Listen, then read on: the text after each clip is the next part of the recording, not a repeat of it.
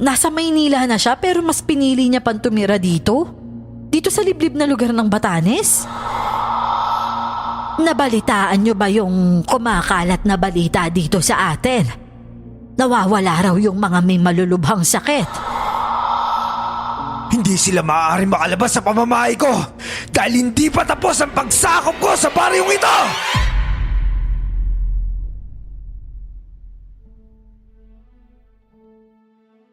May pagkakataon sa buhay ng isang tao kung saan sa sobrang desperado, gagawin ng lahat kahit hindi pa alam kung ano ang kahihinatnan.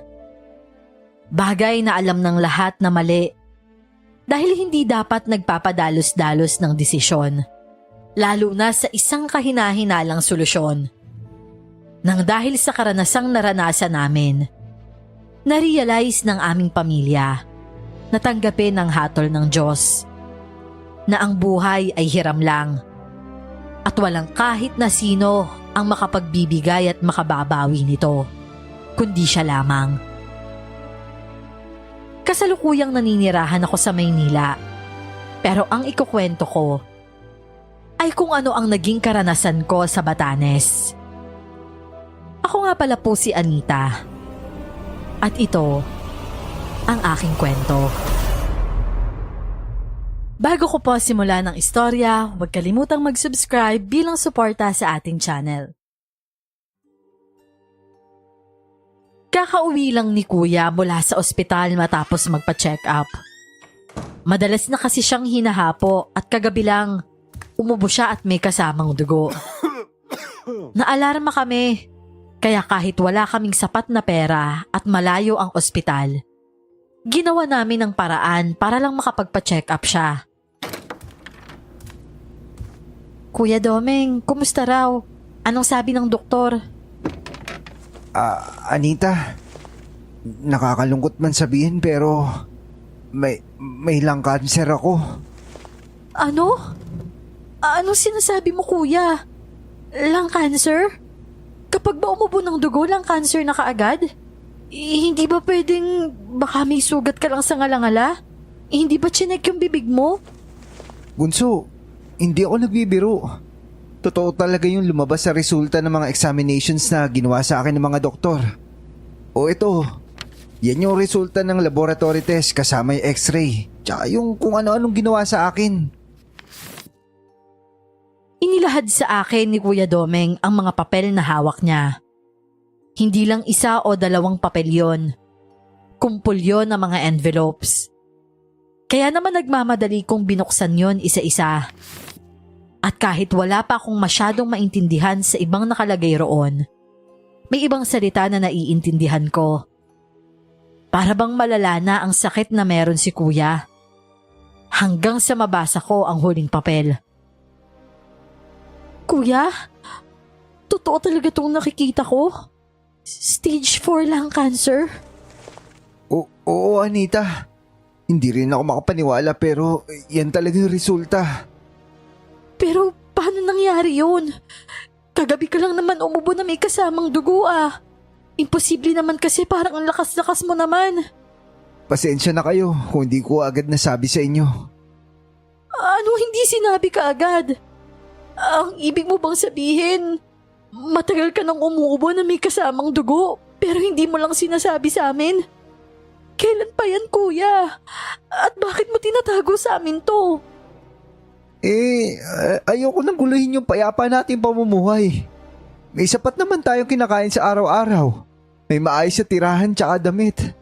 Pero wala tayong maraming pera. Kung bigla ako magsabi sa inyo na may ganitong klaseng sakit ako, sigurado ako mag-aalala kayo. Sigurado ako kahit magkautang pa kayo ng pera, gagawin niyo ang lahat para maipagumot lang ako. Pero ayaw ko ng ganun. Gusto kong hayaan niyo na lamang ako. Kung mamatay ako, mamamatay. Kapalaran ko na sigurong mamatay ng ganitong kaaga. Pero kuya naman, kami ang pamilya mo. Dapat na kami yung una mong pinagkatiwalaan. Dapat sinabi mo sa amin yung sitwasyon mo. Dahil paniguradong magagawa naman natin yan ng paraan eh. Pwede naman tayong lumapit sa gobyerno para humingi ng tulong. Bakit naman pinalala mo pa ng ganito? Ano bang nangyayari dito? Anong sinasabi mo, Anita? Ano ba yung pinalala ng kuya mo? Natigilan ako sa pagsasalita nang marinig bigla ang boses ni nanay. Nilingon ko siya na kapapasok lang sa sala mula sa kusina dahil nagluluto siya. Pareho kaming natigilan ni kuya. Pero ang mga luha sa mga mata ko, patuloy na umaagos sa aking mga mata. Sagutin niyo naman ako. Sabihin niyo sa akin kung anong nangyayari. Ikaw na lang po ang kumausap kay kuya, Nay. Ayokong sa akin manggaling ng masamang balitang yan. Tapatin mo nga ako, Domeng. Sabihin mo sa akin, bakit umiiyak tong kapatid mo? Nay, may lung cancer po ako. At stage 4, nanay. Stage 4 na yung cancer ni kuya. Dahil sa sinabi naming yon, natulala si nanay. Kitang-kita ko kung paano namilog ang mga mata niya. At kung paano tila tumigil ang kanyang paghinga habang nakatitig kay kuya. Ilang saglit pa, napahawak siya sa kanyang dibdib. Hindi siya makapagsalita habang tuloy-tuloy na tumutulo ang mga luha sa kanyang mga mata. Nay! Nanay! Kumalma po kayo! Anita, kuhaan mo ng tubig si nanay. Oo, sige kuya. Nagmamadaling dumiretso ako sa may kusina at kaagad na kumuha ng tubig para dalhin kay nanay. Nakita kong pinaupo ni kuya si nanay sa may upuan. Kaya dumiretso ako roon at tinulungan si nanay para makainom ng tubig. Sa pagkakataong ito, naging doble ang kaba ko dahil si nanay ay may high blood at baka bigla na lamang siyang atakihin ng dahil sa balita. Ayos ka lang po ba, Nay? Nay, kumalma ka ha? Diyos ko po, mahabaging langit. Ano bang kasalanan ko? Bakit ako pinaparusahan ng ganito? Nay, pasensya na ho talaga kayo. Wala naman ho kayong kasalanan eh. Ako itong matigas ang ulo nung bata pa, naninigarilyo na. Kung hindi sana ako nagbisyo, hindi sana ako magkakasakit ng ganito. Abay, kasalanan mo talaga. At ano itong sinasabi ni Anita na pinabayaan mo? Alam mo nang may sakit ka pero hindi ka kaagad nagsabi. At ngayon ay stage 4 na. Nay, sorry ho talaga. Ayoko talaga sabihin sa inyo na may malalang sakit ako. Hindi ko akalain na mahuhuli ako ni Anita kagabi na umuubo ko na may kasamang dugo. Biglang hinampas ni nanay si Kuya Domeng sa kanyang dibdib. Ikaw talagang bata ka. Ano nang plano mo ngayon? Ang hintahin na lang na bigla kang mamatay. Iiwan mo kami sa edad mong 30 anyos. Hindi mo pa nga ako nabibigyan ng apo. Nay, di ba mas maayos na wala akong anak at asawa? Wala akong iwan ng responsibilidad pag nagkataon. Tarantado ka naman pala, talagang bata ka. Bakit? Hindi mo ba kami responsibilidad? Hindi mo ba responsibilidad ang mararamdaman namin kapag namatay ka?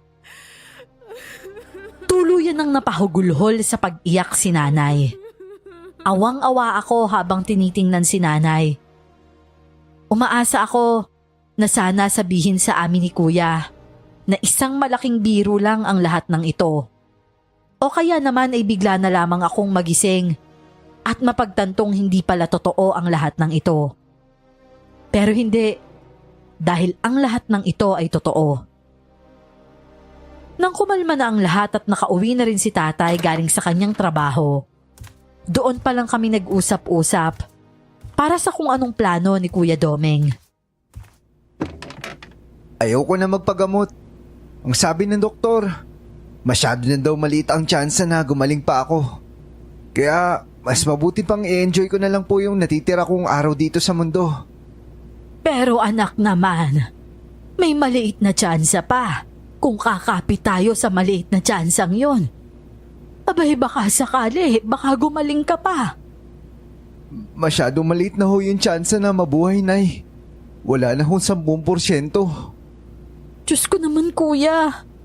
Paano mo naitago ang sakit mo sa amin ng matagal na panahon? Kailan mo pa talaga nalamang may sakit ka? Noong 1 taon lang, doon ako nag-umpisang umubo na may kasamang dugo. Pero hindi ko naman alam na lang cancer ang meron ako. Ngayon ko lang din nalaman. Kung sana sinabi mo kaagad sa amin na may dinaramdam ka na, baka naagapan pa at mas malaki ang tsansa na gumaling ka. Nangyari na, Nay. Tanggapin na lang natin kung ano yung kapalaran ko. Payapa ang pamumuhay ng pamilya namin dito sa maliit na isla ng Batanes. Nasanay kami na wala gaanong problema sa buhay dahil may sarili kaming tirahan. May sapat na kabuhayan bilang mga mangingisda. Habang ako naman, sumasama kay nanay sa pagtitinda sa palengke ng mga isdang nahuli rin ni na Tatay at Kuya Domeng. Kaya siguro natakot si Kuya Domeng na sabihin sa amin ng problema dahil natatakot siyang makagawa ng problema. Hindi niya man lang naisip na mas malaking problema ang ginawa niya ngayon.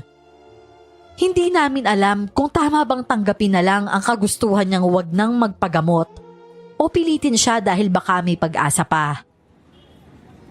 Oh, bili na kayo mga suki. Fresh from the sea ang mga isda namin, hindi to bilasa. Bili na kayo, fresh na fresh. Mas fresh pa to kay Anita. Ikaw talaga, Inday. Dinamay mo na naman ako dyan sa mga promotional strategy mo na yan. Syempre, alam ng lahat kung gaano ka ka-fresh. Kaya kung mas fresh pa sa'yo to, bibili talaga yung mga tao. Gaga ka talaga. Ay teka, nabalitaan mo na ba? Anong balita na naman yan? Yung may bagong salta daw dito sa atin. Nakita ko nga siya kaninang umaga eh. Totoo yung chismis, sobrang gwapo. As in, sobra talaga. Ang sabi nga may edad na raw yun. Siguro nasa 40 na daw. Pero ang fresh pa rin tingnan. Diyos ko po, hot daddy ang datingan. Diyos ko naman, ayan ka na naman sa mga malalanding kwento mo. Alam mo, Anita, hindi na tayo pabata ha. Umiidad na ako, alam mo yan. Kailangan ko na kumirengking. Oh, sige, kumirengking ka. Isusupport naman kita eh. Pero dun sa bagong salta, hindi ba mas okay kung yung kapitbahay na lang natin? Kasi baka mamaya hindi pala tao yun. Grabe ka naman. Basta mamaya pag uwi natin, dumaan tayo sa bahay niya para makita mo. Gwapo yun, no? Imposible namang impacto yun. At saka apo raw siya ni Aling Pasita. Kaya hindi natin masasabing masama siya. Si Aling Pasita? Hala, bali-balita diba? May lahing aswang yun? Ay nako, bali-balita lang ang tungkol kay Aling Pasita. At saka patay na yun. Huwag na nga natin pag-usapan. Ang pag-usapan na lang natin yung apo niya. Saan ba daw kasi galing yung apo ni Aling Pasita? Sa Maynila daw. Ang sabi daw dito na siya titira. Ha? Nasa Maynila na siya pero mas pinili niya pang tumira dito? Dito sa liblib na lugar ng Batanes? Aba ewan ko. Baka hindi talaga masaya sa Maynila kagaya ng iniisip mo. Sabi ko naman sa'yo dito ka na lang sa atin. Huwag mo nang pangaraping mag-Maynila pa. Alam mo, Inday, hindi naman para sa akin kaya gusto kong mag-Maynila Gusto ko talaga kasing kumita ng mas malaki. Gusto kong ipagamot ang kuya ko. Ay naku, Anita. Kuya mo naman ang nagsabi na ayaw na niyang magpagamot, di ba? Respetuhin niyo na lang kung ano man yung desisyon niya. Sigurado naman kasi ako na kaya niya nasasabi yun dahil alam niyang wala kaming sapat na pera. Baka sakali kapag nagkapera na ako, malay mo pumayag siya. Ikaw na nga ang bahala. Pero mas okay sana kung dito ka na lang, no? Ang sabi ng tita ko na nandun, mahirap daw makipagsapalaran sa Maynila. Basta hindi bali ng mahirapan. Basta malaki yung kita. Bahala ka nga. Basta ako dito na lang ako. Masaya na rito tapos payapa pa yung buhay. Ninitian ko na lamang si Inday pagkatapos niyang sabihin yon. Hindi naman ako mapangarap na tao. Pero nung nagkasakit ang kuya ko, doon ko pinangarap na lumuwas ng Maynila para naman makapagtrabaho at kumita ng mas malaki. Gusto kong magkaroon ng trabahong pwedeng sustentuhan ang sakit niya. Kahit na hindi ako nakapagtapos, umaasa akong makakuha ng magandang trabaho sa Maynila. 8:00 ng gabi nang matapos kami sa pagtitinda. Kagaya ng sinabi sa akin ni Inday, doon nga talaga kami dumaan sa bahay ni Aling Pasita, kung saan daw nakatira yung gwapong bagong salta sa baryo namin. Pero hindi ko naman siya nakita nung gabing yon. Pero dahil maliit lang naman ang baryo namin, hindi na iwasang magtagpo ang mga landas naming dalawa. Kagaya ng sinabi ni Inday, talagang gwapo ang lalaking yon. Ang pangalan daw nito ay Roberto. Pero hindi ko alam kung bakit kahit nagwapo siya, may nararamdaman akong kakaiba sa kanya. Alam mo, Inday, pareho sila ni Aling Pasita. Ha? Ano naman sinasabi mo dyan? Sabi ko, si Roberto at Aling Pasita. Pareho silang may nakakatakot na aura. Parang yung mga mata nila, parang kayang pumatay ng tao. Talaga? Baka naman kamo mukhang papatay. Mukhang magiging patay na patay ka sa kanya dahil sa sobrang gwapo. Ay naku, ewan ko sa'yo, Inday. Ang sinasabi ko lang, mag-ingat tayo. Kahit pa kamag-anak siya ni Aling Pasita na matagal nang nanirahan dito sa atin at maayos namang nakitungo, hindi pa rin natin siya kilala. Kaya kung yayayain ka niyang sumama sa kanya, huwag kang sasama ha. Siyempre naman no, hindi naman porket gwapo siya sasama ako kaagad. Magpapakipot lang muna ako siyempre. Sira ka talaga, Inday. Seryoso ako ha, kaya mag-ingat ka sa kanya. Para namang close na kami kung makapagsabi ka naman sa akin na mag-ingat ako. Hayaan mo kapag close na kami mag-iingat ako. Napailing na lamang ako sa sinabi ni Inday. Alam ko naman na hindi siya kagaya ng ibang babae na mabilis bumigay kapag nakakakita ng gwapo. Kaya nga umabot na siya ng 30 anyos pero hanggang ngayon ay single pa rin at wala pang asawa. Pero gusto ko pa rin siyang paalalahanan. Dahil baka kung hindi man siya bumigay sa iba, bumigay naman siya sa lalaking bagong salta. Ilang linggo rin ang nakalipas nang dumating si Roberto sa maliit na baryo namin. Parang normal lang naman ang lahat. Hanggang sa unti-unti, parang may kakaiba na kaming napapansin. At isang gabi, habang kumakain kami ng hapunan ng sabay-sabay, nabuksan ang usapin patungkol sa bagay na yon. Nabalitaan niyo ba yung kumakalat na balita dito sa atin? Nawawala raw yung mga may malulubhang sakit. Kaya nga po, Nay. Narinig ko nga rin yung tatay ni Celso nawawala. Ang sabi ni Celso baka raw naglayas dahil pinagalitan niya. Kaya medyo nakokonsensya nga daw po siya na nawala yung tatay niya eh. Ang usap-usapan ay may nangunguha raw ng mga may sakit. Bakit naman sila kukunin kung ganun? May mga sakit na nga sila, imposibleng kunin pa yung mga organs nila sa katawan. Abay ewan, hindi natin alam. Pero hanggat wala naman siguro tayong nakikitang bangkay, baka naman buhay pa sila at nagkataon lang na halos may mga sakit ang nawawala. Kaya nga, Nay, wag na natin masyadong isipin yun. Ang importante, nandito si Kuya sa atin, kasama natin. Hindi ka naman aalis, di ba, Kuya? Sabay-sabay kaming lumingon sa direksyon ni Kuya Domeng nang tanungin ko siya. At nang makita ko ang reaksyon niya, natigilan ako. Bakit ganyan yung reaksyon mo, Kuya? Iibig bang sabihin, aalis ka rin? Ang totoo niyan, oo. May nabalitaan kasi ako na alternatibong gamot na pwede magpagaling ng sakit ko. Ha? Alternatibong gamot? Anong gamot naman yan? Hindi ba gusto niyo akong gumaling? Kaya lang mahal kapag sa ospital. Kaya hindi na lang doon. Nakahanap ako ng health facility na pwede makatulong sa akin ng libre. Libre? Sigurado ka ba dyan, Kuya? Oo, sigurado to. Marami na silang napagaling kaya sigurado akong sure yun. Ayokong makialam sa mga desisyon mo, anak. Pero gusto ko sanang malaman kung saan yan. Para kung sakaling nandun ka na at matagalan ka pwede ka naman naming dalawin. Hindi na po, Nay. Marami na po may sakit doon. Tayo ko namang mahawa kayo kung sakali. Kaya mas maigi na ako na lang yung pumunta. Tatawag na lang po ako sa inyo at babalitaan kayo sa progress ng sakit ko. Pero anak, baka peke yan. Baka niloloko lang kayo. Baka bigla kayong pagbayari ng mas malaki kaysa sa ospital. Sa ospital na lang kaya. Basta Nay, magtiwala lang po kayo sa akin.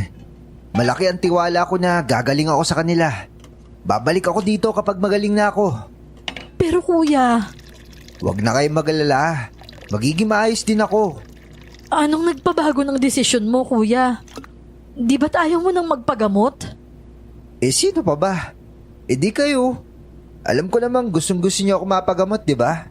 Ayoko na sana talaga. Pero nag-offer kasi ng libre lang daw eh. Sabi ko na nga ba eh. Pero lang talagang inaalala mo kaya ayaw mo magpagamot. Anita, kahit sino naman eh. Ayoko lang makaperwisyo sa inyo. Abay anak, kahit kailan hindi ka naman naging perwisyo sa amin. Ang kanina pang tahimik na si tatay, biglang sumabat. Kaya napalingon kami sa direksyon niya. Mahal na mahal ka namin anak. At kung ano man ang desisyon mo, rerespetuhin namin. Tama na nga yan. Mamaya mag-iiyakan na naman tayo dito. Halika na, tapusin na natin ang kinakain natin. Nagtawanan kami sa sinabi ni nanay. Nung gabing yon, naging masarap ang pagkain kahit na araw-araw na isda naman ang kinakain namin. Sa sumunod na araw, umalis na nga si kuya. Wala akong pangamba sa pag-alis ng kuya ko. Panatag ako na babalik siyang magaling na. Nung unang mga araw na umalis si kuya, tumatawag at nagte-text pa siya sa amin. Ngunit nang lumagpas na siya ng 1 linggo, hindi namin alam pero hindi na siya nagpaparamdam. Out of coverage area na ang palaging sinasabi ng operator. Sa loob ng halos 1 buwan, nag-aalala kami sa kalagayan ni Kuya Domeng. Halos sukuan na namin at isipin na baka patay na siya. Hanggang sa saktong 1 buwan, bigla na lamang bumalik si Kuya Domeng sa amin. Nay, Tay, Anita, nandito na po ako. Diyos ko po, Domeng! Ikaw ba talaga yan? Oo, Nay. Sino pa ba? Ako to. Mabilis na tinakbo ni nanay ang distansya nila ni kuya saka ito niyakap. Napahaguluhol sa labis na pag-iyak si nanay. Hinintay ko sila sa ganong sitwasyon. At nang matapos ng yakapin ni nanay si Kuya Domeng, saka ako nagsalita. Bakit ngayon ka lang bumalik kuya? Tsaka bakit hindi ka na tumawag at nag-text sa amin? Sobrang nag-aalala kaya kami sa'yo. Bigla kasing humina yung signal sa lugar kung nasaan ako eh. Gustuin ko man kayong kontakin. Bawal naman lumabas sa health facility hanggang sa hindi gumagaling. Teka. Ibig mo bang sabihin magaling ka na? Oo, himala at gumaling talaga ako. Ang sabi kasi ng ospital, sobrang liit na lang ng chance ako mabuhay. Pero mali sila. Dahil gumaling ako, nagpagaling ako sa health facility na pinasukan ko. Talaga ba anak? Diyos ko, sinasabi ko na nga ba at may pagkakataon ka pang gumaling? Ang anak ko, David, ang anak natin magaling na siya. Totoo ba, Domeng? Baka niloloko mo lang kami. Totoo, Tay. Tignan niyo yung balat ko, tsaka yung mata ko. Hindi na ho naninilaw. Hindi na rin po ako inuubo at bumalik na po yung dating lakas ng katawan ko. Diyos ko po, salamat po sa biyayang ito. Sobrang saya ko, anak. Matagal ka pa naming makakasama. Tsaka habang buhay niyo po ako makakasama, Nay. Matagal po ako mabubuhay. Teka kuya. Saan ba yung health facility na yan? Hindi ko nasasabihin sa inyong lugar. Dahil sagrado yun eh. Ang importante, magaling na ako. Hindi ba mas okay kung sasabihin mo? Para naman mairekomenda natin sa ibang may mga sakit din? Sila din kasi kumakausap at pumupunta sa may sakit kaya huwag mo nang masyado alalahanin yun. Hayaan mo na ang kuya mo. Ang importante, magaling na siya. O siya, pumasok na tayo sa loob. Ipaghahanda kita ng paborito mong sinigang na bangos. Talaga, Nay? Ayos! Miss na miss ko na yung luto mo. Nauna silang pumasok sa loob habang ako ay nanatili muna saglit sa labas. Ang totoo niyan, hindi ako makapaniwala sa biglaang paggaling ni Kuya. Stage 4 lang cancer ang meron siya. At nung isang buwan lang, sobrang hina na niya. Kaya paano nangyaring gumaling siya sa loob lamang ng isang buwan? Habang tahimik na nag-iisip, may napansin akong isang batang nakasuot ng kulay itim na hooded jacket. Hindi ko sana siya masyadong papansinin kung hindi lang siya muling bumalik at umaligid sa gate na para bang may hinahanap. Sa pagtataka, naglakad ako patungo sa gate at inabangan ang bata. Psst, bata! Anong ginagawa mo? Bakit pa na yung lakad mo dito sa harap ng bahay namin? May kailangan ka ba? Bumalik na po ba siya? Ha? Sino? Ang Kuya Domingo? Hindi na po siya yan. Ha? Anong sinasabi mo? Sana hindi na lang siya umuwi. Baka ipahamak niya pa kayo. Umiling-iling ito at akma sanang aalis. Pero kaagad ko siyang pinigilan. Hoy! Teka lang bata! Gutom ka ba? Kung ano-ano kasing sinasabi mo eh. Huwag niyo ho siyang pagkatiwalaan. Pagkatapos niyang sabihin yon, umalis na siya na parang wala lang. Nagtataka man ay ipinagkibit balikat ko na lamang ang kanyang sinabi. Imposible naman kasing hindi si Kuya Domeng ang kasama namin. At mas lalong imposibleng ipahamak niya kami. Kahit na medyo nagtataka ako kung bakit at paano gumaling si Kuya Domeng ng ganun lang. Ang importante gumaling na siya at kasama na namin siya. Sa sumunod na araw, hindi nakaligtas sa mapanuring mga mata ni Inday ang labis na kasiyahan ko nang dahil sa pag-uwi ni Kuya. Habang nagbebenta kami ng isda, hindi niya naiwasang magtanong. Hoy Anita, ang saya yata ng mukha mo ngayon. Masaya ako kasi umuwi na si Kuya galing dun sa health facility na pinuntahan niya. Tsaka isa pa, magaling na rin siya. Totoo ba? Magaling na ang kuya mo? Hindi ba't stage 4 lang cancer na yung meron siya? Paanong magaling na siya? Hindi ko nga rin alam eh. Sa totoo lang parang imposible. Pero kung makikita mo talaga si kuya ngayon, hindi na siya naninilaw. Tapos ang ganda na rin ng katawan niya. Malakas na nga rin siya eh. Grabe, sang health facility ba yan? Hindi ba siya sa albularyo nagpapagamot? Kahit ang albularyo nga hindi kayang pagalingin yung ganyang klaseng sakit eh. Sa totoo lang, hindi ko rin talaga alam, Inday eh. Pero imbis na isipin pa yon, nagpapasalamat na lang ako na nakauwi na siya ng ligtas at magaling. Sa bagay. Teka lang. Alam mo ba, yung tatay ni Celso umuwi na rin daw. Oh, talaga? Di mabuti naman kung ganun. Pero hindi ka ba nahihiwagaan? Kasi parang sabay-sabay yatang bumabalik yung mga naglayas na may sakit. Kasama na yung kuya mo. Ano sa tingin mo? Baka naman iisang health facility lang yung pinuntahan nila. Yan nga mismo yung naiisip ko. Pero saan kaya? Wala bang nabanggit yung kuya mo? Wala nga eh. Ang sabi niya kasi sa amin, sila ang pumupunta sa mga bahay ng may mga sakit. Kung ganoon, paano nila nalalaman na may sakit yung isang tao? Wala rin naman tayong naririnig na balita tungkol sa kanila. Hindi ko rin talaga alam, Inday. Alam mo, wag na nating problemahin yan. Magtinda na lang tayo ng isda. Hindi ko lang maiwasang mapaisip. Malay mo, kulto pala yan at napasama bigla yung kuya mo. Huy, hindi naman siguro tanga si Kuya Doming para sumali sa ganun. Nagkibit balikat na lamang si Inday matapos kong sabihin yon. Pero ang totoo, nabagabag ako ng bagay na yon. Napaisip ako bigla. Lalo na at talaga namang napaka-imposible ng nangyari kay Kuya. Paano kung talagang sumali siya sa isang kulto? Lumipas ang mga araw. May napapansin akong kakaiba kay kuya. Mas nagiging mahilig na siya ngayon sa karne. Dati, nagrereklamo siya kapag hindi nagluluto si nanay ng gulay. Pero ngayon, panay ang kain niya ng karne. Papaisda, baboy o baka, yon ang palaging request niya kay nanay. At kung kakain siya nun, hindi lang basta-basta kain ang ginagawa niya. Lamon talaga.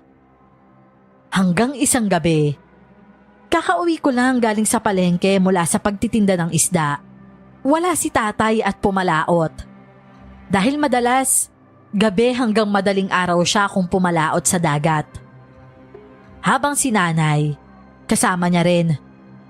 Kakapasok ko lang sa loob ng bahay nang may marinig akong tila malahayop na tunog sa aming kusina. Kuya Domeng? Kuya Domeng? Kuya, ikaw ba yan? Sinubukan kong tawagin si Kuya Domeng, pero wala akong narinig na sagot. Nagpatuloy ang malahayop na ungol na yon na para bang may kinakain. Sobrang lakas ng kaba sa dibdib ko. Pero kahit kabadong-kabado ako, nilakasan ko ang loob ko na lumapit sa may kusina. Namamawis ang kamay ko at nanlalamig ang buong katawan ko habang mas papalapit ako. At nang mabuksan ko ang tabing na kortina patungo sa kusina, namilog ang mga mata ko. Dahil si Kuya Domeng, kinakain niya ang alagang pusa ng kapitbahay namin. Kuya, anong ginagawa mo? Napaangat siya ng tingin sa akin at mas lalo akong nangilabot nang makitang may nakasukbit pang isaw ng pusa sa kanyang ngipin habang ang kanyang mga mata pulang-pula. Gusto kong masuka pero mas nanaig sa akin ang takot at kaba. Kaya naman mabilis akong umatras hanggang sa tuluyan akong tumakbo at dumiretso sa may kwarto ko para magtago. Narinig ko pa ang mabilis na yabag ng mga paa niya dahil sinundan niya ako. Anita, makinig ka sa akin. Buksan mo yung pinto. Magpapaliwanag ako. Hindi na ikaw si Kuya Domeng. Umalis ka na rito, demonyo ka! Anita, makinig ka sa akin, bunso. Ipapaliwanag ko sa iyo nangyari. At paano mo ipapaliwanag yung pagkain mo ng pusa? Nakakadiri ka, kuya! Yan ba yung kapalit ng paggaling mo? Sa tingin ko tama ka, Anita. Kapalit nga siguro ng paggaling ko ang nakakasuklap na sumpang ito. Ano bang sumpa ang sinasabi mo dyan? Nagsisisi ako, Anita. Pinagsisisihan ko ang ginawa kong pagpapatukso sa hayop na yon. Natigilan ako nang marinig ang paghaguluhol ni Kuya Domeng. Hindi kaagad siya nakapagsalita at tanging mga haguluhol lamang niya ang narinig ko. Ilang saglit pa, tumigil si Kuya sa pag-iyak pero may mga hikbi pa rin sa pagitan ng kanyang mga salita. Aaminin ko, nagsinungaling ako sa inyo, Anita. Anong ibig mong sabihin, Kuya? Ang totoo niyan, hindi sa isang health facility ako pumunta. Hindi rin yung kalayuan dito. Dahil dito lang yun sa baryo natin. Anong sinasabi mo, Kuya? Si Roberto. Siya yung tumulong sa akin para gumaling. Nagimbal ako sa sinambit na pangalan ni Kuya. Ilang saglit akong natigilan. Naghihintay ng kasunod sa kung ano man ang sasabihin niya. Pero hindi siya nagpatuloy. Tila hinihintay niya rin ang tugon ko. Pwede bang ipaliwanag mo sa akin ang lahat? Dahil hindi ko maintindihan, Kuya. Paano ka natulungan ni Roberto? Bakit? Doktor ba siya? Albularyo ba siya? Ano? Pinagaling niya kami gamit yung kanyang laway. Hindi ko alam kung bakit napapasunod niya ako sa lahat ng inuutos niya sa akin. Basta na lang nangyari. Bigla na lamang niya ako nilapitan. At sinabihang kaya niya ako pagalingin sa loob lamang na 1 buwan. Nung una, hindi ako naniwala. Pero para niya ako na-hypnotismo. Napasama ako sa kanya dahil sa mabulaklak niya mga salita. Dinala niya ako sa bahay niya kasama ng iba pang may sakit na kagaya ko. Nandun nga rin yung tatay ni Celso eh. Sa loob na 1 buwan, gabi-gabi niya kami dinadasalan. Pinapainom ng tubig na may kasama ng laway niya. Hindi ka man lang ba nandiri? Parang imposible naman yung kwento mo, kuya. Imposible para sa'yo. Pero totoo ang lahat ng yun. Ngayon ko lamang napagtanto na maling sinunod ko yung pinagawa niya sa akin. Lalo na't nito mga nakaraang araw. Napapansin ko na napapasarap ako sa kain ko ng karne. Hinahanap-hanap na sistema ko ang hilaw na karne. Ngayon tuluyan na ako nakakain ng buhay na pusa. Kaya natatakot ako. Ano kaya sunod kong kakainin? Ayoko mangyari na makakain pa ako ng tao, Anita. Kailangan kong bumalik kay Roberto at humingi ng pangontra dito. Babalik ka doon? Paano kung delikado? Sigurado ako siya lang yung nakakaalam kung paano ito mapipigilan. Kung ganun, sabihin natin kila nanay at tatay. Aminin mo sa kanila yung totoo. Baka mabigla sila. Mas mabuting malaman nila yung katotohanan. Sa ngayon, linisin mo na muna yung mga kalat mo dyan bago pa nila makita. Hindi ko kayang tulungan kang maglinis ng ganyan, kuya. Sige, maraming salamat sa tiwala mo sa akin, Anita. Ang totoo, hindi pa ako lubos ang nagtitiwala sa iyo, kuya. Paano kung niloloko mo lang pala ako? Paano kung ako naman ang sunod mong bibiktimahin? Hindi ko yun magagawa sa'yo. Nasa matinong pag-iisip pa ako. Kung nasa matinong pag-iisip ka pa, paano mo naatim na kainin yung isang buhay na pusa? Tila nagdalawang isip siya sa tinanong kong yon. Saglit siyang hindi sumagot hanggang sa marinig ko ang buntong hininga niya. Kung sakali mang magtangka akong saktan ka, huwag kang mag-aatubiling patayin ako, Anita. Yun lang yung tanging solusyon habang hindi pa natin nalalaman kay Roberto. Napaluha na lamang ako sa sinabi niya. Matapos niyang sabihin yon, narinig ko na gumagalaw siya sa labas ng kwarto. Siguro, naglilinis na siya ng mga kalat doon. Habang ako naman ay hindi na talaga nakalabas pa ng kwarto. Gutom ako kanina nung dumating ako rito. Pero ang isiping nakita ko kung paano kinain ni kuya ang isang pusa. Nasusuka na ako. Parang ayokong kumain habang sariwa pa sa isip ko ang nakita ko. Nakatulog na ako noon at umaga na nang marinig ko ang pagkatok ni nanay sa pinto ng kwarto ko. Gumising ka na dyan, Anita. Handa na ang almusal. Matutulog na kami ng tatay mo. Nang marinig ang boses ni nanay, agad-agad akong bumangon at tumakbo sa pinto para buksan yon. Papaalis na sana si nanay sa pintuan ko, patungo sa kwarto nila. Pero agad ko siyang pinigilan. Nay, teka lang po. Nasaan po si kuya? Abay, ginising ko na. Siguradong palabas na ng kwarto yon. Nay, pwede po ba tayo mag-usap nila kuya bago kayo matulog ni tatay? Bakit naman? Ano bang pag-uusapan natin? Tungkol to kay kuya, Nay. Kailangang marinig nyo kay kuya yung tungkol dito. Sige. Halika na at doon tayo sa may hapagkainan.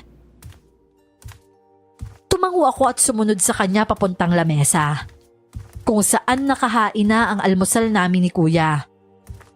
Naroon din si tatay nakatatapos lang kumain. Nauuna kasi silang kumain pagdating nila ng bahay.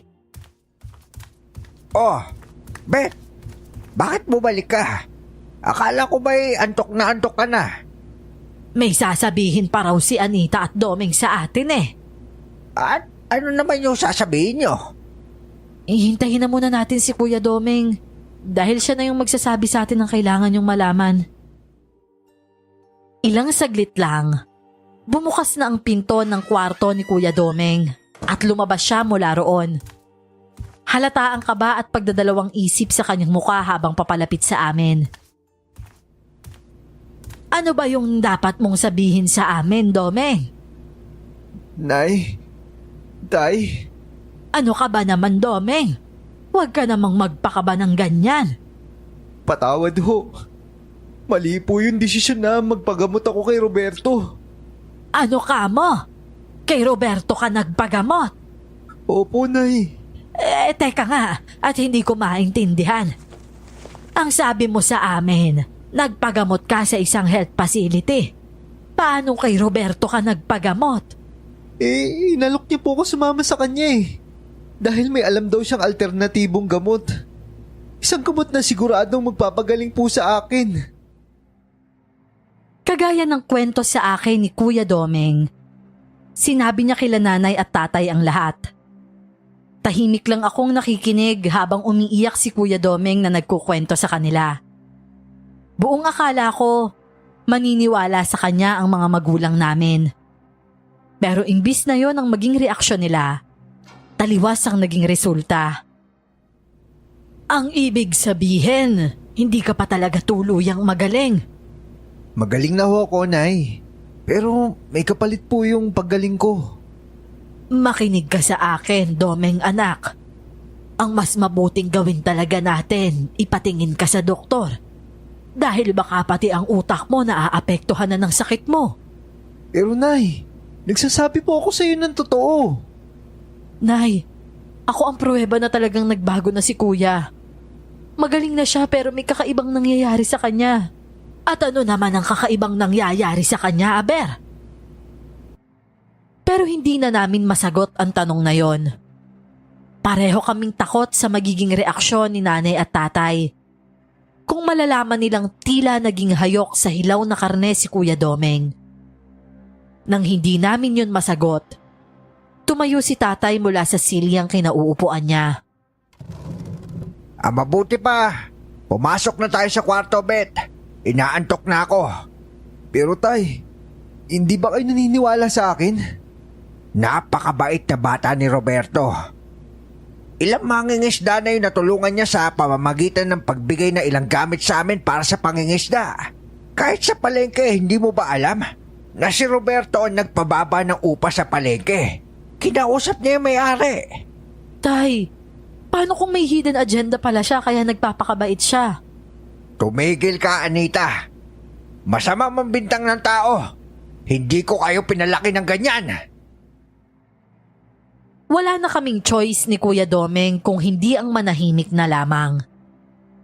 Hindi kami makapaniwala na maging ang mga magulang namin na hipnotismo ni Roberto sa pamamagitan ng pagpapanggap na mabait. Ang sumunod naming ginawa, ang magsumbong sa pulis na kapitbahay namin. Pero hindi pa rin kami pinaniwalaan dahil hindi raw siya naniniwala kung walang ebidensya. Anong gagawin natin ngayon, Kuya? Walang naniniwala sa atin. Wala naman tayong dapat gawin kung hindi patunayan sa kanila na totoo yung sinasabi natin. Hanggat wala tayong ebidensya, hindi tayo paniniwalaan. Ang ibig mong sabihin, hahanap tayo ng ebidensya? Pero paano? Pupunta tayo mismo sa bahay ni Roberto. Bibidyohan natin yung ginagawa niyang kalokohan sa loob ng bahay niya. Tama, Kuya. Sige. Kailangan talaga nating mapatigil yung masamang ginagawa ni Roberto sa lalong madaling panahon. Pero ang tanong dyan, paano tayo makakapasok sa loob ng bahay niya? Ako nang bahala, Anita. Kapag gusto natin, may paraan. Nagplano kami ng dapat na gawin. Nung una, medyo hindi ako kumpiyansa sa gagawin namin. Pero hindi pwedeng wala kaming gawin. Kailangang umaksyon kami para magawan din ng paraan ang kung anumang nangyayari kay Kuya.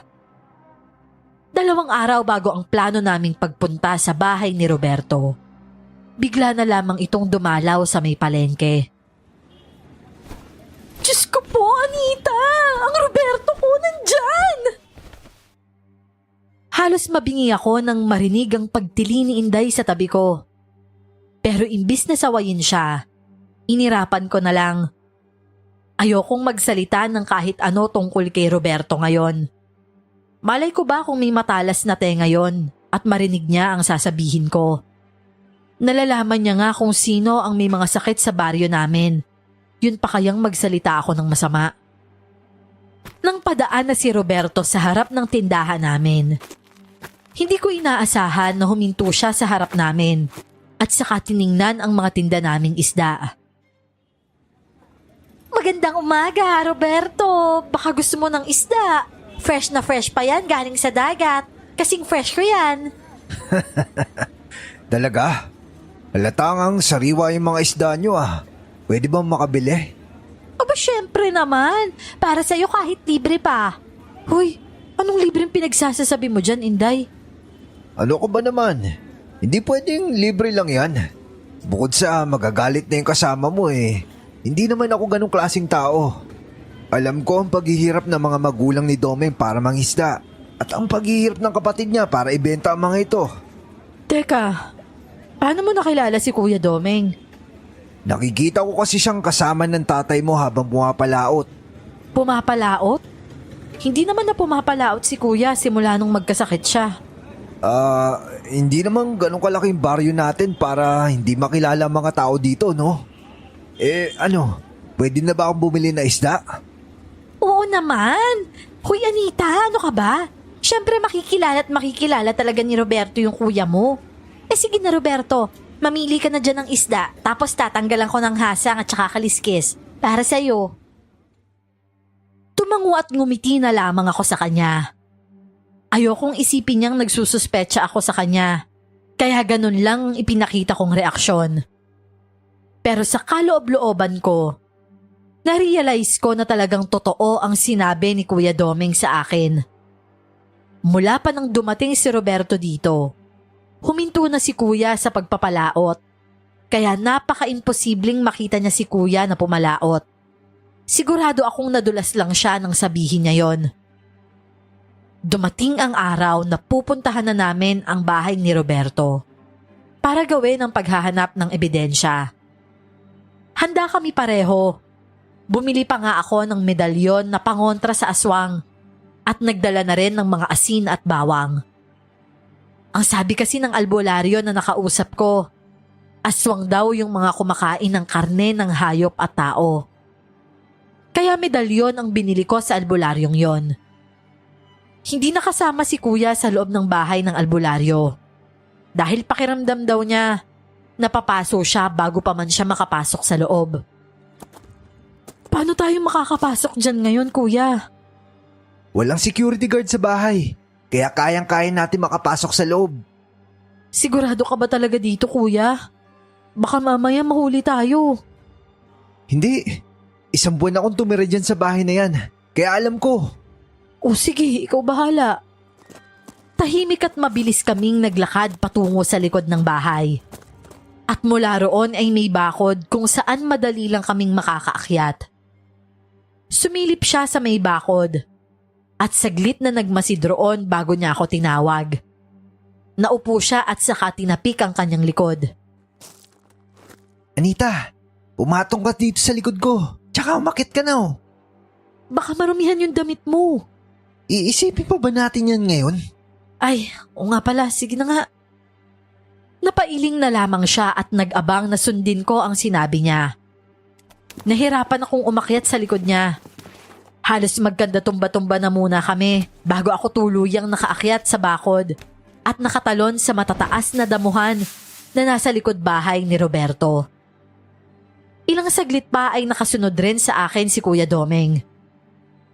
At nang tuluyan na kaming makapasok, nauna si Kuya Domeng. Sumusunod lang ako sa kanya habang naglalakad kami sa pasikot-sikot na bahay. Sa labas, mukhang maliit lang ang bahay ni Roberto. Pero sa loob, maraming kwarto. Isa pa, may underground din na mas lalong nagpalawak ng lugar. Hindi ko na natatandaan na may nag-construction dito sa bahay nila Roberto. At ang mga gamit din ay halos luma na. Kaya sigurado akong matagal na ang underground na ito sa kanyang bahay. Hindi nagtagal, nakarinig ako ng parang may kumakanta. Pero ang tono ng kanta, parang nagdadasal, parang may nagriritual. At halos manindig ang balahibo ko nang tumigil kami sa harap ng isang tila entrance. Doon ay nakakita ako ng lagpas sa 10 tao. Mga nakakulay itim silang kapa, habang nakaharap sa kanila si Roberto na nakasuot din ng kaparehong kapa na meron sila. Ngayon, masasaksihan ninyo kung paano ko himalang pagagalingin ang mga taong ito. Matagal na siyang bedridden, pero kayang-kaya ko siyang pagalingin. Nagpalakpakan ang mga tao sa loob. Ilang saglit pa ay kinuha ni Roberto ang inialay sa kanyang baso ng tubig. Pagkatapos ay pumikit siya at saka parang bumulong sa tubig. Namilog ang mga mata ko sa nakita. Nilagyan niya ng laway ang tubig at ibinigay niya yon sa may sakit na nasa harapan niya. Nanginginig ang mga kamay ng lalaking halos hindi na makahawak ng maayos. Kaya naman si Roberto na mismo ang humawak sa baso at tinulungan siyang inumin yon. Halos umikot ang sikmura ko sa sobrang pandidiri. Nakakasuka ang ginawa niya doon. Pagkatapos, ipinainom niya pa sa may sakit. Siguradong may bakterya at baka mas lalo pang magkasakit ang taong yon. Grabe ka, kuya. Nasikmura mong inumin yung ganong tubig? Oo, desperado na kasi ako nung mga panahon na yun na gumaling eh. Ano ba kasing ginagawa niya, kuya? Sabi niya, gamot daw yung laway niya sa hinahalong tubig. Pero sa tingin ko, ipinapasa niya yung pagkaaswang niya gamit ang laway. Habang patuloy kami sa panonood, nakita naming tumayo mula sa may wheelchair ang lalaki na pinainom niya. Humarap ito sa kanila at unti-unti itong ngumiti sa sobrang tuwa. Sumisigaw pa ito na magaling na daw siya. Napapailing ako na kinuha ang mumurahing cellphone ko na may camera. At kahit malabo yun, kaya na nitong makita ang mga pangyayari. Matapos magsaya nung lalaki, pinabalik na siya ni Roberto sa upuan. Sa pagkakataong yon, lumakas bigla ang kabog ng dibdib ko. Lalo na nang tila mga nahipnotismo ang lahat ng nasa loob. At maya-maya pa, halos mapasigaw ako nang unti-unting nagbago ang itsura ni Roberto. Unti-unting lumaki ang kanyang katawan. Ang kanyang ilong ay lumaki rin at humaba ang kanyang pangil na parang baboy ramo. Nanlamig ang buong katawan ko sa takot, lalo na nang umatungal ito gaya ng baboy ramo. Pero ang katawan niya, tao pa rin. Mas doble nga lang ng laki ng katawan niya. Kuya, nakikita mo ba yan? Aswang nga siya. Aray! Napahiyaw ako nang bigla na lamang may malakas na puwersang tumulak sa akin palabas. Akala ko, nadapa lang talaga ako. Pero hindi. Dahil kitang-kita ko ang mga mata ni kuya na para bang wala na sa sarili. Siya ang tumulak sa akin. Kuya, ano nangyayari sa'yo? Panginoon, ito na ang alay ko sa'yo! Kuya, ano ba sinasabi mo? Maya-maya pa ay tumakbo na patungo sa akin ang aswang na si Roberto. Mas lalo akong nanginig sa takot. Lalo na't ang mga nasa loob ay tila nahalina rin. Lahat sila ay napatingin sa direksyon ko.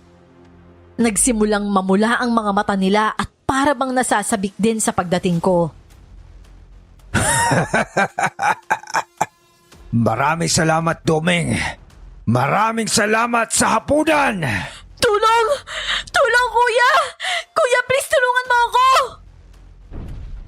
Umiiyak na ako nang mabilis na lumapit sa akin si Roberto. Ni hindi man lang natinag si kuya sa kanyang kinatatayuan habang papalapit sa akin ang pinuno nilang aswang. Hanggang sa tuluyan na akong nawalan ng pag-asa. Napatakip ako sa aking ulo habang hinihintay na masaktan ako. Pero imbis na mangyari, hindi yun tumuloy. Ano ito? May pangontra siya! Napaangat ako ng tingin at nakitang lumalayo si Roberto sa akin. na para bang isa akong nakakatakot na nilalang. Hanggang sa bigla na lamang may humarang sa kanya. Si Kuya. Anita! Tumakbo ka na! At dali mo yung cellphone bilang ebidensya! Pero Kuya, paano ka? Hayaan mo na ako! Hayaan mo na ako! Sige na! Umalis ka na! Habang nakokontrol ko pa lang ang sarili ko! Saglit ko pa siyang tinitigan habang pinipigilan niya si Roberto sa muling pagsugod sa akin. Nag-aalinlangan man ay natakot din ako sa isiping kinaya niya akong itula kanina sa harap ng maraming aswang nang dahil sa panghihipnotismo ni Roberto. Kaya naman nagmamadali kong dinampot ang cellphone ko at tumakbo. Pero bago pa man ako makatakas, unti-unting naging aswang ang mga taong naroon. At ang tanging paraan ko lang para makatakas ay ang gamitin ng asin at bawang na dala ko. Mula sa bag na bitbit ko, inilabas ko roon ang isang dakot ng asin. Pinuno ko yon ng asin na may bawang na ipinagpapasalamat ko dahil naging paraan yon para makatakas ako. Habang tumatakbo palayo sa kanilang lahat, sinasabayan ko ng pagsasaboy ng asin at bawang ang bawat dinadaanan ko. Kaya naman takot na takot ang mga aswang sa pagsunod sa akin. At ilang saglit pa, nakalabas na ako sa bahay ni Roberto. Kaagad kong ibinuhos ang kalahating bag ng asin sa may pintuan para hindi sila makasunod sa akin. Bago ko idinayal ang number ng kapitbahay naming pulis sa cellphone ko. Ilang saglit lang, kaagad na itong sumagot. Hello? Hello Kuya, please. Pakiusap, makinig ka na sa akin. Magpadala ka ng mga pulis. At si Roberto, pumapatay talaga siya ng tao. Kitang-kita ko at na-videohan ko rin yung ginagawa niya. Meron siyang kulto dito. Sigurado po ba kayo dyan, ma'am? Nasaan ka? Nandito ako sa labas ng bahay ni Roberto. Tumatakbo ko dahil ako nang susunod nilang bibiktimahin. Pakiusap, dahil yung kuya ko naiwan pa sa loob. O sige, kumalma ka lang. Papunta na ako dyan. Tatawag lang ako ng backup. Pakibilisan na lang ako, please. Pagkatapos ng tawag, tumakbo na ako palabas ng gate. Nakita ko pang nakasunod ang mga aswang sa may pintuan. Dahilan para mabitawan ko at malaglag ang aking cellphone. Napunta yon malapit sa mga aswang. Kaya malamang, hindi ko na yon magagamit na ebidensya kontra sa kanila. Pero dahil may bawang at asin akong nilagay sa may pintuan, ang unang umapak ay kaagad na napaatras at napabalik sa loob. Tumakbo ako hanggang sa makarating sa sumunod na bahay. At doon ako naghintay na dumating ang mga pulis. At nang dumating sila, kaagad na rumescue sa akin ang kapitbahay naming pulis. Nasaan sila? Nasa loob po. Yung kuya ko rin po nandun pa. Dahil pinipigilan niya si Roberto. O sige ma'am, dyan ka lang. Papasukin namin ang loob ng bahay niya. Maraming salamat Pakiusap piligtas niyo po si kuya. Huwag kang mag-alala. Gagawin namin ang lahat. Pasok na! Pinapasok niya ako sa isang police mobile. Pagkatapos nun ay pumasok na sila sa loob ng gate para i-raid ang loob ng bahay ni Roberto. Sobrang lakas ng kabog ng dibdib ko habang pumapasok sila sa loob ng bahay. Hindi ko maintindihan ang nararamdaman ko. Natatakot ako na kinakabahan. Para kasing may hindi magandang mangyayari. Hanggang sa narinig ko na lang ang boses ni Roberto na sumisigaw. Sino nagsumbong sa akin? May ebidensya ba na pumapatay ako ng tao? Nakita niya raw mismo at pinagtangkaan mo raw siyang patayin.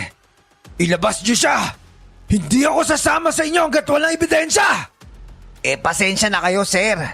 Pero ayos lang ba kung tignan namin ang lahat ng loob ng bahay mo? Kung talagang mali yung sumbong sa amin.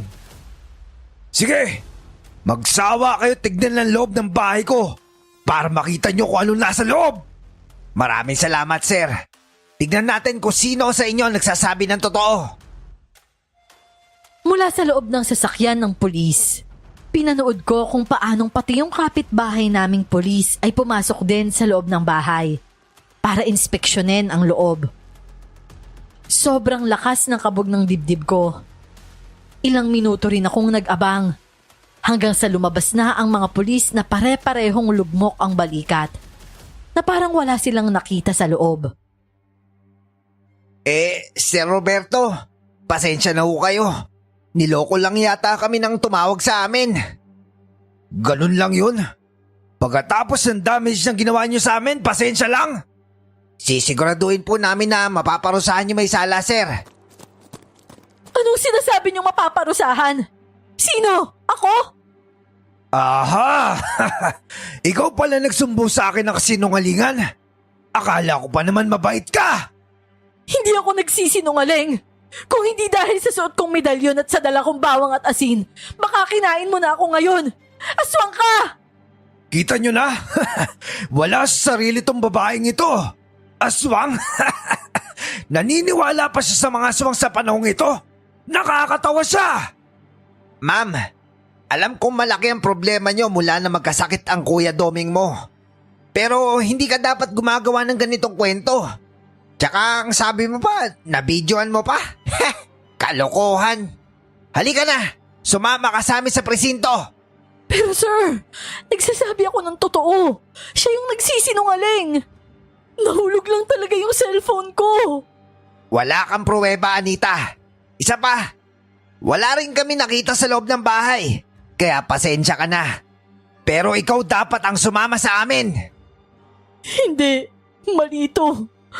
Kailangan niyong hulihin si Roberto. At baka mas maghasik pa siya ng lagim. Pinapalaganap niya ang lahi niyang aswang dito sa baryo natin. Siya. Sa presinto ko na lang magpaliwanag. Kahit na anong paliwanag ko pa sa pulis, wala na akong nagawa kung hindi ang sumama sa kanila sa presinto. Ikinulong nila ako dahil sa maling pagbibintang daw na ginawa ko. Sinubukan ko pa ring magpaliwanag, pero walang nakikinig sa akin hanggang sa sinukuan ko na at nanahimik na lamang ako sa loob ng selda. Nakatulugan ko ang pag-iyak at pagpapaliwanag sa kanila na mali ang taong hinuli nila. Nagising na lamang ako ng katukin ng pulis ang selda ko at sinabi nila na makakalaya na ako. Anita, makakalaya ka na. Sir, yung kuya ko po, nakita niyo po ba si Kuya Doming? Malay ko sa kapatid mo. Matanda na yun at siguradong makakauwi na siya na maayos. Pero paano ho kung hindi? Habang nag-uusap kami ng pulis na kapitbahay namin, natigilan kami ng isang matandang lalaki ang humahangos na pumasok sa presinto. Takot at kabado ito nang sabihin niyang may nakita silang dalawang tao na wakwak ang tiyan at ubos ang mga lamang loob. Nakaratay raw yon sa may gubat. Sir naman pakiusap, paniwalaan niyo na ako. Si Roberto talaga yun. Magdala kayo ng asin at bawang. Sigurado ko na siya ang may sala sa pagkamatay niya. Aswang si Roberto. Aswang siya.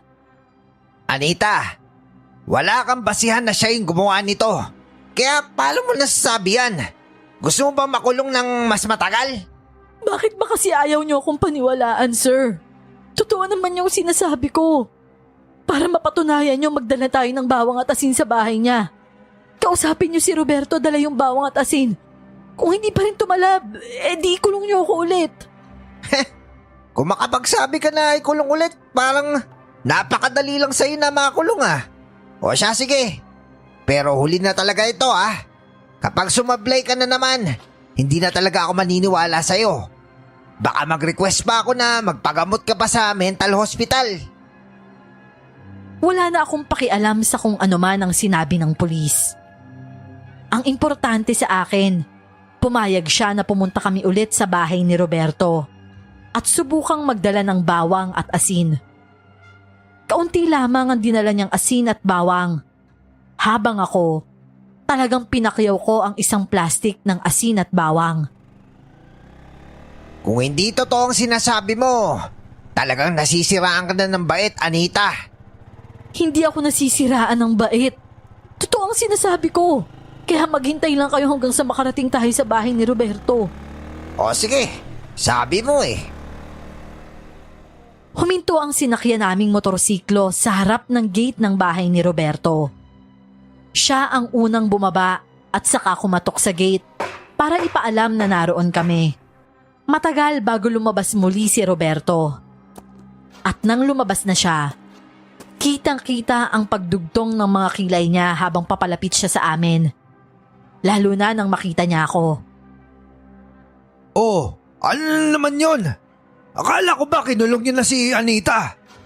Sir, pwede bang papasukin mo muna ako? Kailangan kitang makausap ng masinsinan. Ikaw lang ang pwedeng pumasok, pero hindi pwedeng pumasok ang babae niyan. Oo naman sir, walang problema yon. Pinanlisikan ako ng mga mata ni Roberto. Yung mga mata niya, para bang nagbabanta na gagawan niya ako ng masama sa oras na makahanap siya ng pagkakataon. Pero hindi ako makakapayag na magawan niya ako ng masama.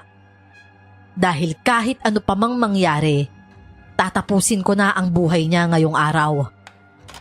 Pagpasok ng pulis sa bahay ni Roberto, kaagad na isinara ng pulis ang gate. Sa kanya hinarap si Roberto. Naroon lamang ako sa labas. Naghihintay sa pagkakataon na matakot si Roberto sa asin at bawang na dala ng pulis. Ano bang gusto mo malaman? Hindi ba't natignan niyo na yung loob ng bahay ko kagabi? Wala naman kayo nakita, di ba? Nitong umaga kasi, sir. May natagpuan kaming 2 patay na parehong wakwak yung tiyan. Tapos ubos yung laman loob. At ano namang kinalaman ko doon?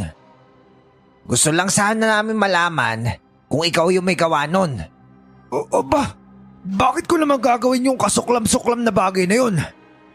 Kung hindi ikaw, may gusto lang po sana akong siguruhin. Ano yun? Kung hindi ka po matatakot sa bagay na ito. Mula sa bulsa ng pulis ay dinukot niya ang asin at bawang na baon niya bago iniharap kay Roberto. Kitang-kita ko kung paano nagbago ang timpla ng mukha ni Roberto nang makita ang asin at bawang. Kung hindi ikaw ang may gawa, ayos lang ba sa'yo na tikman mo ito? At bakit ko naman titikman yan? Hindi ako uto-uto. Baka kapag kinain ko yan, ikamatay ko pa. Baka droga pala yan. Napailing ang pulis saka kumuha ng asin para tikman. At saka siya kumuha ng bawang at kinain din yon. Hindi ako namatay. Gusto ko lang ikumpirma, sir. Dahil kung hindi talaga ikaw, hindi ka mag-aalinlangan na tikman to. Hindi. Ayoko. Hindi mo ako mauuto na tikman yan. Bakit ba? Natatakot ka ba? At bakit naman ako matatakot ha? Bakit ko katatakutan ng asin at bawang? Dahil isa kang aswang! Hindi na ako nakapagtimpi pa. Inilabas ko na ang asin at bawang na meron ako.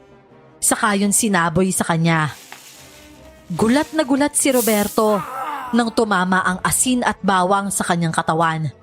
At nasunog ang ilang bahagi ng kanyang balat na tinamaan nito. Nakita ko rin kung paanong namilog ang mga mata ng pulis. Parang nabigla siya sa nangyari. Buisit ka talagang babae ka! Walang magawa si Roberto kung hindi ang tumakbo pabalik sa loob ng kanyang bahay. Nang isaboy ng pulis ang asin at bawang na hawak niya sa mukha ni Roberto. Humihiyaw ito sa sobrang hapdi ng kanyang mukha habang tumatakbo. Kaagad na sumunod ang pulis sa loob. Kaya naman ganun din ang ginawa ko. Wala siyang dalang asin at bawang, kaya sigurado akong pwede siyang masaktan. Pagpasok namin sa loob, nagulantang kami nang makitang may mga aswang na sa loob ng bahay. Kainin niyo yung 2 yan. Siguraduhin niyo na walang matitira sa mga katawan nila. Hindi sila maaaring makalabas sa pamamahay ko dahil hindi pa tapos ang pagsakop ko sa baryong ito! Walang iya ka talaga, Roberto! Nasaan ang kuya ko? Gusto mo makita ang kuya mo? Reunion ba gusto mo? Pues, ayun siya! Pigil hiningang nag-angat ako ng tingin sa direksyon kung saan niya itinuro kung nasaan si kuya. at halos manlumo ako sa kanyang itsura. Namumula ang mga mata niya at tila ba asong nauulol. Alam kong kontrolado pa ni Kuya ang kanyang sarili. Pero ang isiping hinipnotismo siya ni Roberto, hindi ko na alam. Huwag ka magpadala sa emosyon mo, Anita! Hindi yan yung Kuya Doming mo! Ang dami talaga satsat! Kainin niyo yan, dalawang yan! Hindi pa man ako nakakabuelo sa pagkakakita ko kay Kuya. Nag-umpisa ng sumugod sa amin ang mga aswang. Pinaghahagisan ko sila ng asin at bawang habang yung pulis ay pinapaputukan sila ng baril. Sir, pakiusap! Huwag si Kuya Doming! Ang lahat ng mga nandito halimaw na, Anita. Kaya hindi ko na makokontrol na sarili ko na mapatay ko man siya.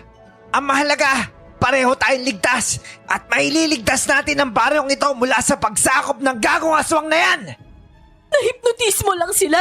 Wala sila sa sariling mga isip. Tama na ang daldal, Anita. Parami na sila ng parami. Umiiyak ako habang panay ang paghagis ng asin at bawang. Pero dahil sa dami nila, ang isang plastic na dala ko ay unti-unti nang nauubos. Unti-unti na akong nawawala ng pag-asa hanggang sa tuluyang maubos ang asin. Umalis ka na, Anita. Humingi ka ng tulong bago ka pa mapahamak. Wala ka ng panlaban. Pero paano ka, sir? Ako nang bahala dito. Huwag ka mag-alala sa akin. Kayang-kaya ko to. Bilisan mo! Hinarangan niya ako para makalabas ako sa may pintuan. Umiiyak ako at halos manghina na. Pero kailangan kong lakasan ang loob ko kung ayaw kong madamay ang buong baryo. Habang nasa loob pa silang lahat at hindi pa nakakalabas, kailangang sabay-sabay silang mamatay. Pero paano naman ang kuya ko? Takbo ako ng takbo. Sumisigaw at humihingi ng tulong. Pero para sa mga mata ng mga normal na taong nakakakita sa akin, isa akong baliw. Hanggang sa nakarating na ako sa police station. Hindi ko alam kung paano ako nagmakaawa roon na puntahan ang bahay ni Roberto. Dahil ang isa sa kasamahan nilang pulis ay naroon. Ilang beses akong nagmakaawa hanggang sa isa sa kanila ang naniwala. At nang makarating kami roon, saktong may mga kapitbahay na ring nakaabang sa gate ng bahay ni Roberto. Mukhang napansin na nila ang ingay na nangyayari sa loob. Kaagad na pumwesto ang mga pulis sa labas ng gate para abangan ng kung anumang pwedeng mangyari. Hanggang sa bumukas ang pinto at may isang aswang ang nakalabas. Isang kapitbahay ang napahiyaw dahil sa gulat. Anak niya pala yon. Nang makita niya ang itsura nito, napahagulhol siya at halos gusto nitong lapitan. Pero pinigilan siya ng mga pulis. Namukaan ko rin na siya ang bata na lumapit sa akin noon nung bagong balik sa amin si Kuya. Inumpisahang paputukan ng baril ng mga pulis ang lumalabas na aswang dahil iba na ang ikinikilos nila. Sunod-sunod yon na halos mangarag na sila sa dami. Napakaraming napatay na mga aswang. Ang mga tao ay pinaalis dahil sa karumal-dumal na pangyayari. Kahit ako, pilit pinapaalis.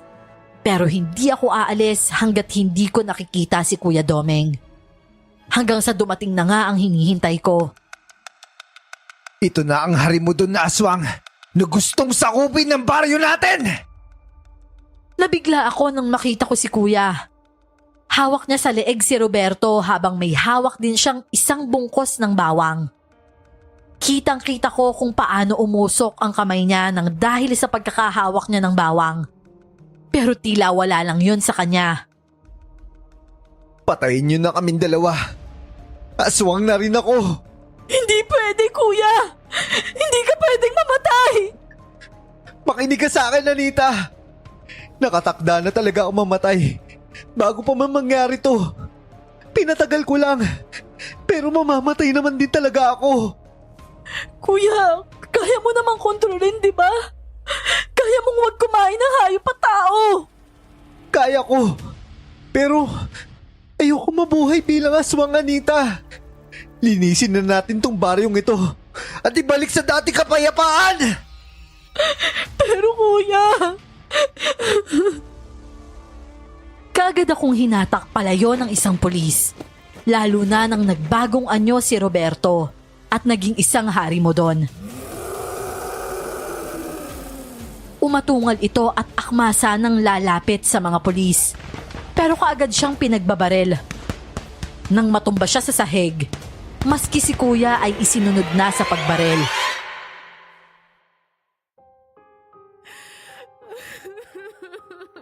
Wala akong ginawa kundi ang umiyak ng umiyak. Gustuhin ko mang lapitan si kuya. Wala akong magawa. Nanatili lamang akong umiiyak na nakatanaw sa kanya habang pinipigilan ng mga pulis. Ilang taon ang lumipas, pero sariwa pa rin sa alaala ko ang lahat ng pangyayaring yon na nasaksihan ko sa maliit na baryo namin sa Batanes. Hindi na ako nakatira doon. Tanging si nanay at tatay na lamang dahil tinuloy ko ang pangarap kong pumunta sa Maynila.